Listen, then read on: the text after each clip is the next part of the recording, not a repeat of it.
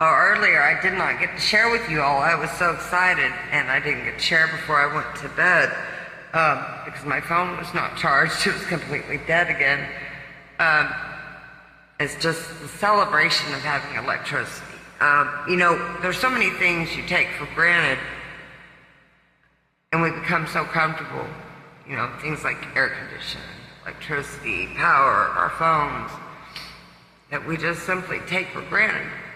And then when circumstances such as Hurricane Harvey hit, you have no control of your circumstances, you become very appreciative of the little things in life. Food, phone power was definitely a big one for me. I've been without power since Friday afternoon, early afternoon. My power went out. My phone was fully charged at that point. However, on my HTC Desire, my phone charge goes quick, especially if I start running YouTube or any apps, such as seeing the power goes very, very fast on my phone. My ex, in typical asshole fashion, he could have charged my phone. He could have. That's just the asshole that he is. He wouldn't. He complained about his truck battery running. Like that made any sense. But every time I went out his truck, he'd have the radio going or something. That's just him being a jerk. He likes having control of shit like that, and he was just being an asshole. So I had to wait for my eldest daughter to pick up my power bank. I had a couple little portable, chargers to be charged. She picked them up. I went a good 24 hours at least without any, phone charge, until she brought that power pack back. So I charged my phone. And so I went to the neighbors earlier because my phone was fixing to give again, and I didn't want to lose charge. My mother was concerned. I've got some friends that were concerned that I was keeping updated, as well as my children, to my well-being, my other daughter's well-being, my ex's well-being, and the babies, as well as our fur pets. Plus, I'm trying to stay in touch with my landlord through all this, which he contacted me this evening as well, due to the tree, because I did call before the tree gave way to alert them, and once the tree fell, I took pictures, sent him a link to my upload of my photo album to the tree damage caused, due to Hurricane Harvey and the house damage that caused, so that my landlord would be aware. With that said, he's sending out the tree service guys as well as the insurance, because not only did the tree cause damage to the house, not only does the tree take up the whole front yard and need cut, we've also got some pretty heavy fence damage occurred, and that was bad weather, as well as the fact that I live right behind a dollar store, and they don't just go through, like, say, one truck company. It could be an amateur driver through various different companies, and what happens is that they can't navigate that alleyway very well, and so they often clip the fence. They've taken out my fence before, the whole back end, and it just got replaced like a year ago.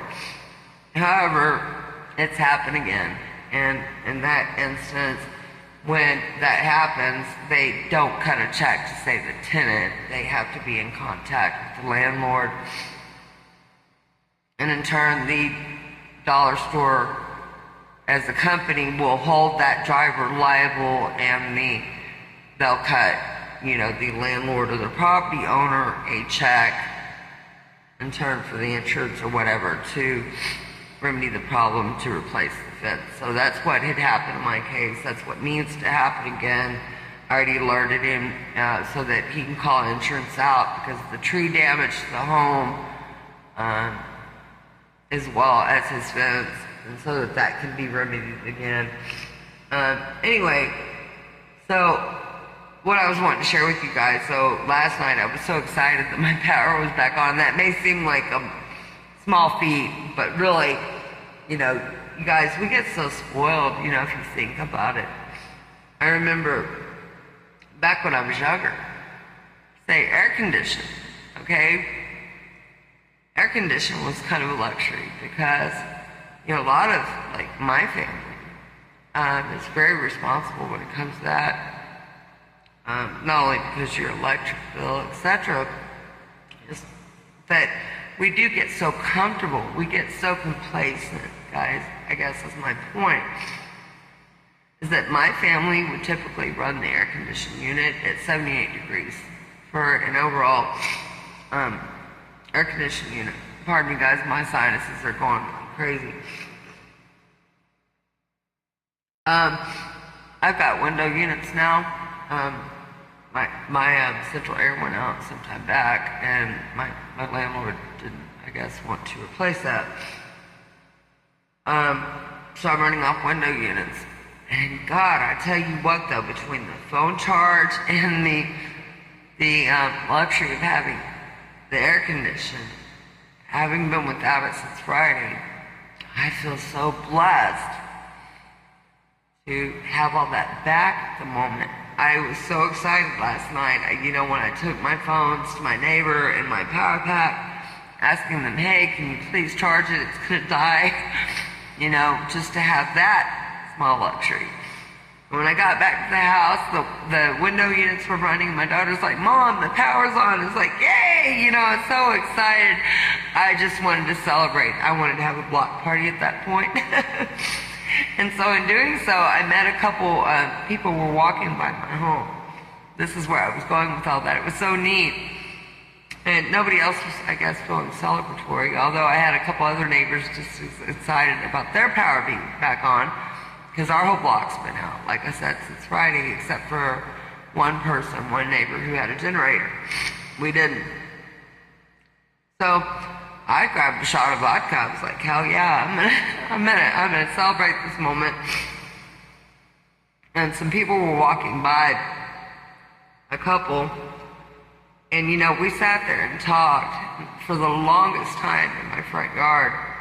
It was amazing because, all my research and since my spiritual awakening, I found very few people I can talk to that can relate, that don't think I'm just insane, that are familiar with what's going on in the world, that are like-minded enough, that think the way I think, that understand in regards to not only the government, but they understand about our galactic family, and they know that I'm not just insane, and they know that spiritually where I'm coming from, that they understood so much.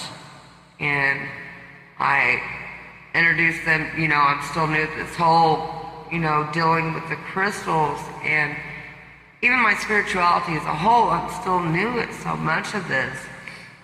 But I feel comfortable in it, and I have a certain know-in-all of it, and I just know for the first time in my life that this is right. Unlike, being taught traditionally, how I was raised to believe religiously, that this spirituality is a whole lot different. It's an inner know. It's not something you find in a church, guys. It's not like that. And oftentimes you feel very alone in that when you awaken or when your Kundalini awakens. And I'm no different. I thought I was going insane temporarily. And so then, once it occurs, you know it to be fact. You don't have anybody to talk to about your experience. You're very alone in that oftentimes. And that's very much what happened to me. So to meet these people this evening was such a blessing, because I finally met somebody like-minded that understood and that knew exactly what I was talking about. So it was an awesome experience. I spent a long time with them, introduced them to my crystals because they were new to that too, and they could feel the energetic properties of the crystals. It was amazing to them as well to share the pendulum experience and to see that firsthand, and to know that I was not making that pendulum move. I let them actually play with my pendulum, although that's not advised because people can have ill intent towards your crystals, etc. You don't want them handling them. Anyway, to be continued. Much love.